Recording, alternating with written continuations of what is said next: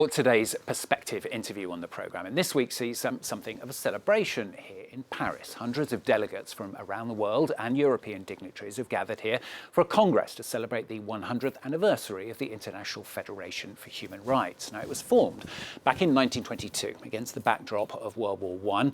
Human rights organisations coming together with the aim of building a fair and equitable world. However, of course, overshadowing the Congress were a series of worldwide issues, from the treatment of Uighurs by China to Iran to migration to the war in Ukraine. Well, the organisation's director, Alice Mogwe, joins me now here on set. Thanks very much for joining us on the programme today. Thank you very much for inviting us. Let's start off by being positive. 100 years of the organisation. What do you think you've been able to achieve? Well, we've seen an incredible development in the international human rights sphere, where there's been a development of international human rights mechanisms as well as regional.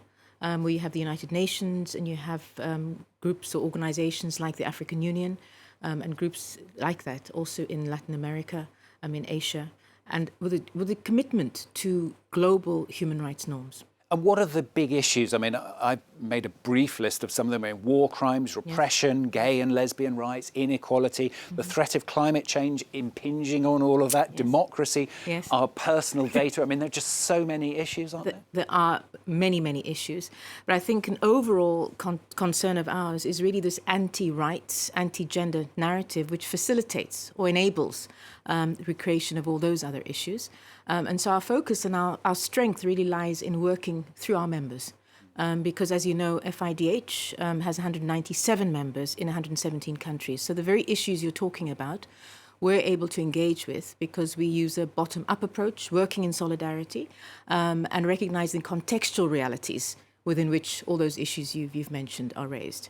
I mentioned at the top, I mean, to a certain extent, it's a bit of a celebration, I suppose, 100 years of the organisation, but there are so many difficulties around the world and so many problems that I assume you and all the organisations within your organisations are trying to combat. I'd like to talk about some of them. I mean, to start off with, let's start with the war in Ukraine. It's the most recent and pressing issue, I suppose.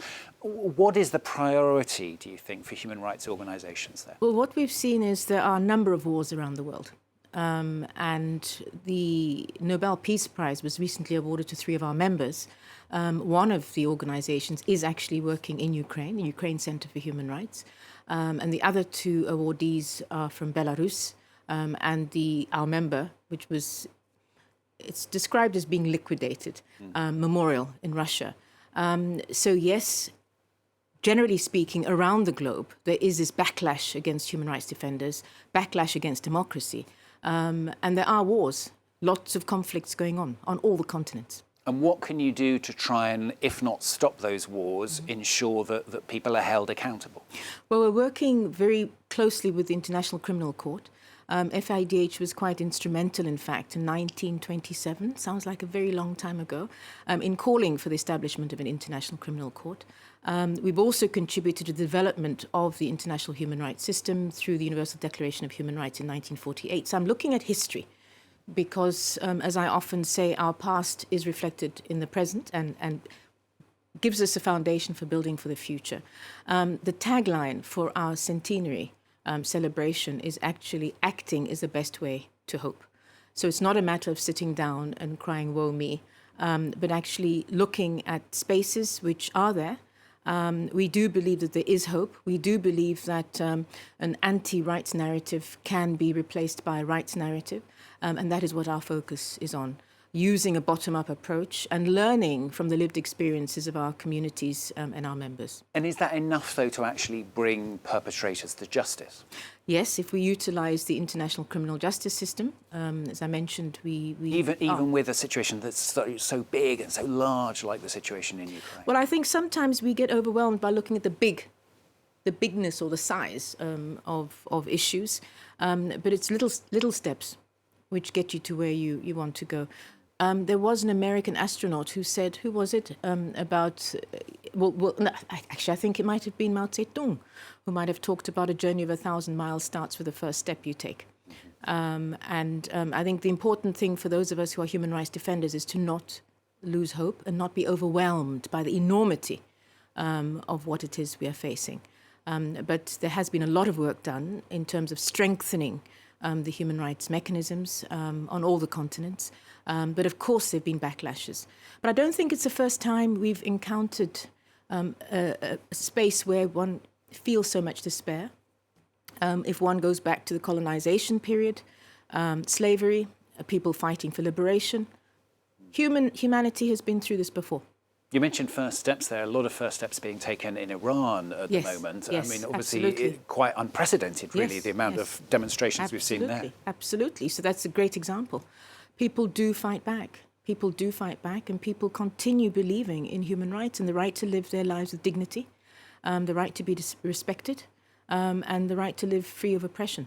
Presumably, in a country like Iran, though, it's very difficult for human rights groups to be able to do very much. It is very difficult, but don't forget, I talked about us using a bottom-up approach. The organization itself does not have to be there. It's the people, their experiences, their lived experiences, the contextualization of their issues, which really provides us with the fuel for doing our work.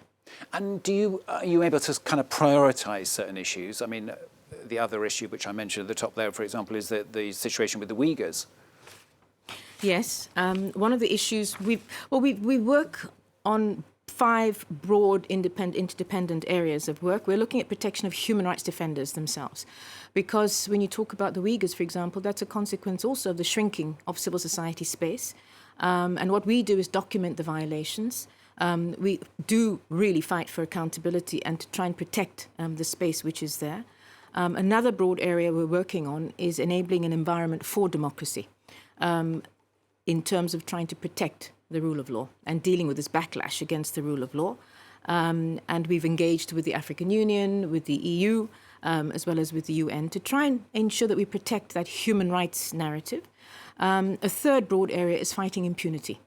And this is what you're talking about, where we've seen armed conflicts on the rise. And of course, in Asia, a major concern of forced disappearances or enforced disappearances, and genocide is also one, which is it's a contemporary concern. Corporate accountability, climate justice, the climate crisis. And the list goes on, doesn't it? That goes on, but we're also focused on women's rights. And you spoke about Iran just now. And of course, we also have Sudan. You came to be president due to your job as president of the Botswana Centre for Human Rights. So you fought in Botswana for the abolition of the death penalty, didn't you? Something which you're fighting for elsewhere as well. Yes, it continues. We still have the death penalty in Botswana. But that was going to be one of my questions. I mean, all these things that you've said, obviously you're doing what you can to try and make a difference. And yet your own initial anyway, issue, so far you've been unable to overturn it. Well, I wouldn't say unable. I think we've got to move away from a pure dualistic approach of yes-no. There is progress which is being made. A number of African countries are either abolishing the death penalty directly or introducing a moratorium and not actually executing. And in southern Africa, Botswana is the only remaining country now which actively implements the death penalty. And that was not the case 30 years ago. So there is progress. Yes, it may not be as fast as everybody wants it to be, but it's happening. And do you think that's the case in all the issues we've talked about? I believe so. Hope remains a very important aspect to focus on and not to give up hope. Action is important. Next 100 years, hope, you said there. I mean, how much hope do you have when you see all these problems around the world and you're dealing with them on a day-to-day basis? I mean, doesn't it get you down? No, it doesn't get me down. Otherwise, I wouldn't be a human rights defender. We carry on because we genuinely, absolutely, in every fibre of our body, believe in ensuring that everybody has the right to live their lives with dignity. And you cannot give up on that. You cannot give in to the dehumanization narrative.